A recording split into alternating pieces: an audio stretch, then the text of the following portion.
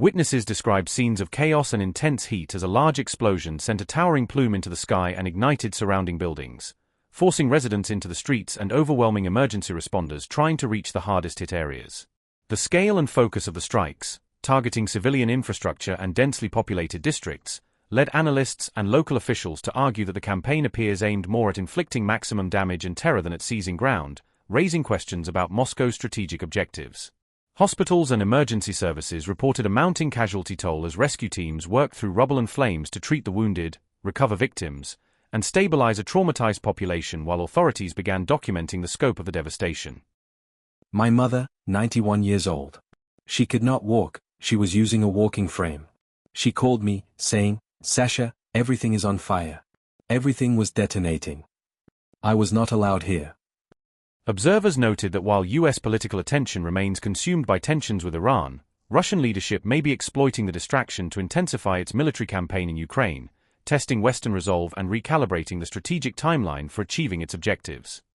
A devastating Russian attack hit the quiet Kyiv suburb of Vyshneve overnight on July 5 to 6, when a series of powerful blasts tore through residential areas, damaged critical infrastructure, and turned a normally peaceful neighborhood into a scene of wreckage and mourning as emergency teams scrambled to respond. On the morning of July 6, the government ordered evacuation of 600 residents over threat of detonations, instructing authorities to move people to safer locations because unexploded ordnance, unstable structures, or secondary strikes presented acute risks that made immediate relocation necessary for civilian safety. Details of the attack and eyewitness accounts were reported by the Kyiv Independent on July 6, with the outlet compiling survivors' testimonies, timelines of the explosions, and on-the-ground reports that together painted a grim picture of the strike's human and material toll.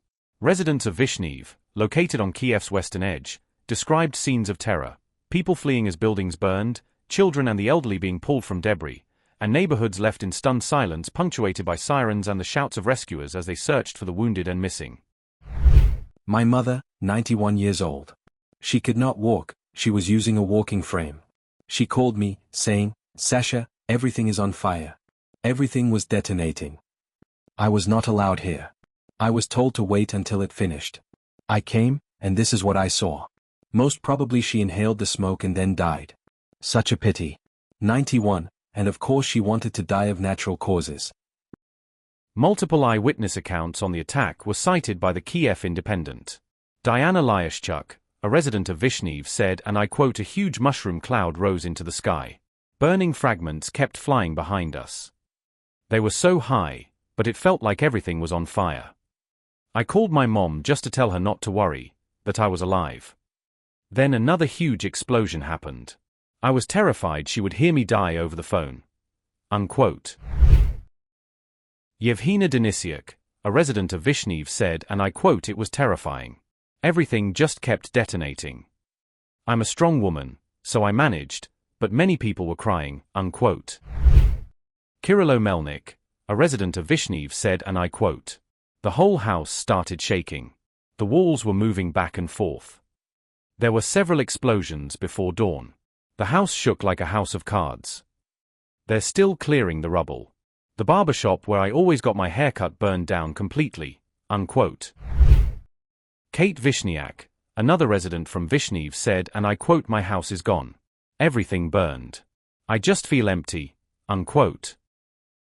In Vyshneve, 7 people were killed and 29 injured as a result of Russia's latest attack, leaving families grieving, hospitals stretched, and emergency crews racing to treat the wounded and recover those still missing. A warehouse was damaged, resulting in secondary explosions, which compounded the destruction, spread fires across adjacent blocks, and increased the danger to both civilians and first responders working at the scene. Witnesses located on the other side of Vyshneve said the blasts felt overwhelming, describing a thunderous shockwave and sudden darkness that sent people scrambling into the streets and created a lasting atmosphere of fear and disorientation. Kyiv Governor Mykola Kalashnyk said the attack damaged dozens of buildings, noting structural collapses, shattered windows, and widespread debris that will require extensive repairs and long-term assistance for displaced residents. Ukraine President Volodymyr Zelensky described the situation in Vyshneve as serious, underscoring the human cost of the strikes and calling for urgent support from domestic agencies and international partners to address the aftermath. The attack on Vyshneve was part of a much larger overnight Russian bombardment, a coordinated campaign that struck multiple regions simultaneously and aimed to inflict widespread disruption across Ukraine's civilian and critical infrastructure. In the city of Kyiv, at least 19 people were killed and 90 others were injured amid the barrage, overwhelming emergency services and prompting city authorities to expand medical and sheltering resources to cope with the mounting casualties. Ukraine's Air Force said Russia launched an attack involving 23 ballistic missiles, a declaration that highlights the scale and mix of strike systems used to target distant urban and strategic sites across the country. Ukraine said Russia launched 39 cruise missiles and 6 hypersonic Zircon anti-ship missiles, a combination that demonstrates a complex, multi-vector strike profile intended to saturate defenses and challenge interception capabilities. Some 351 attack and decoy drones were also launched at Ukraine overnight, according to reports, adding massed low-cost threats that forced air defense systems to spread coverage and complicated efforts to protect civilian areas.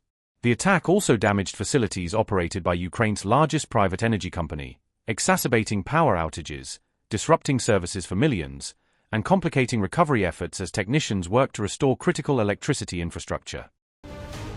Russia said its long-range missiles struck a suburb of Kyiv during another wave of overnight attacks on Ukrainian targets. A former Ukrainian MP claimed the strike hit a depot allegedly storing depleted uranium munitions. Former lawmaker Eyewitness said the depot was located in Vyshneve, close to densely populated residential areas. Videos circulating from the area showed powerful secondary explosions following the reported missile impact. Mosyachuk accused the Ukrainian authorities of remaining silent about what he claimed was stored inside the depot.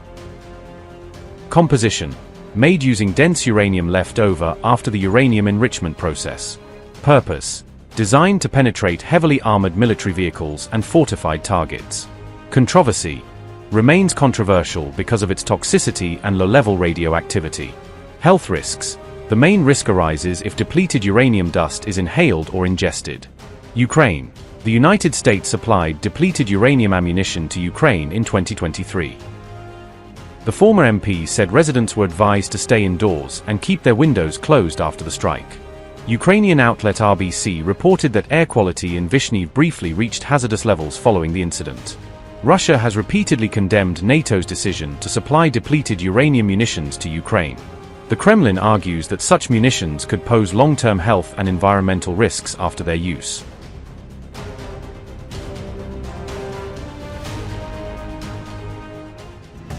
Russia launched its second massive strike on Kyiv in just 4 days on July 6, leaving more than 23 people dead.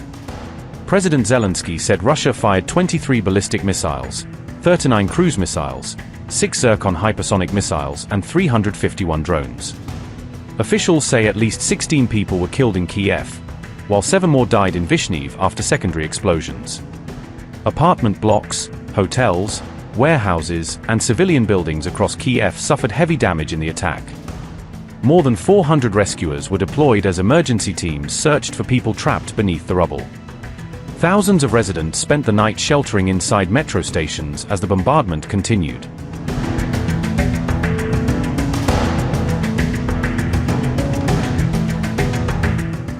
Kyiv remained under siege as missiles struck residential districts including Podilsky, Darnitsky, Obolonsky and Holosievsky.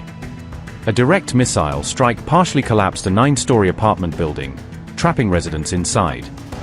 Massive fires engulfed buildings while shops, garages, and vital civilian infrastructure were reduced to ruins. Authorities fear more survivors remain trapped beneath collapsed buildings as rescue operations continue.